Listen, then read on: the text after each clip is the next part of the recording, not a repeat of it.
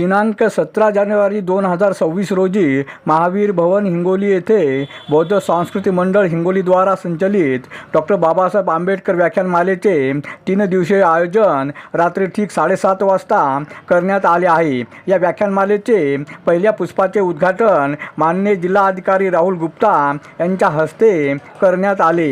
या कार्यक्रमास पोलीस अधीक्षक नीलप सौरभ, प्रमुख व्याख्याते डॉक्टर श्याम मुळे, शिक्षणाधिकारी संदीप कुमार सोनटक्के, बौद्ध सांस्कृतिक मंडळाचे अध्यक्ष कैलास भुजंगळे, कार्यक्रमाचे प्रायोजक आशिष खंदारे यांची प्रमुख उपस्थिती होती। डॉक्टर बाबासाहेब आंबेडकर यांचे तत्वज्ञान आणि आजचे वर्तमान या विषयावर प्रमुख व्याख्याते डॉक्टर श्याम मुळे यांनी या विषयावर सविस्तर विश्लेषण केले। या कार्यक्रमास नागरिकांची मोठ्या संख्येने उपस्थिती होती। अरुण दिपके, TV 7 हिंगोली। काम नसतं बरा दम लागतो आणि मी तो मुळात कांड्यातला असल्यामुळं खेटाखेटीत पक्का आहे। त्याचबरोबर आपले व्याख्यानमध्ये मुळेजी, त्याचबरोबर भुजंगडेजी, त्याचबरोबर सोनटक्केजी आणि आपले सर्व जे श्रोतक आहेत त्यांचं या ठिकाणी सर्वांचे स्वागत करतो। पहिल्यांदा तर हे सांगतो की आपल्याला आजचं जे टॉपिक आहे आपल्यामध्ये हेच आहे की डॉक्टर बाबासाहेब आंबेडकर यांचे तत्वज्ञान आणि आजचे जे वर्तमान आहे त्याच्यामध्ये काय परिस्थिती आहे।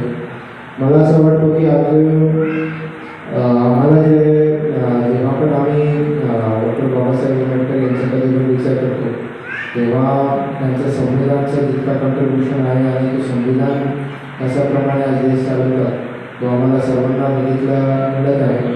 जे काही तुमच्यामध्ये काही अडचणी असतील तर आम्ही सगळे हजर आहोत आमच्या ऑफिसमध्ये आणि आमचे तुम्ही माझ्या ऑफिसमध्ये येऊन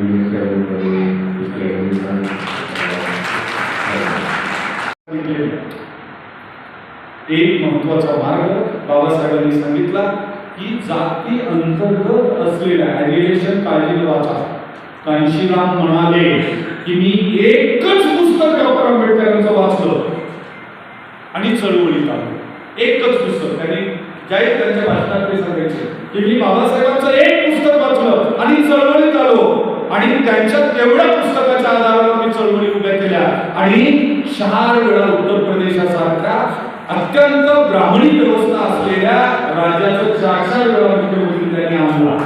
कारण हे बाबासाहेबांचं पुस्तक तेवढं महत्वाचं आहे। बाबासाहेबांनी 3-4 मार्ग सांगितलेले आहेत, 2 महत्वाचे मार्ग आहेत। पहिला मार्ग सांगितलेला आहे तो म्हणजे जाती अंतर्गत असलेल्या उपजाती विसर्जित करणे।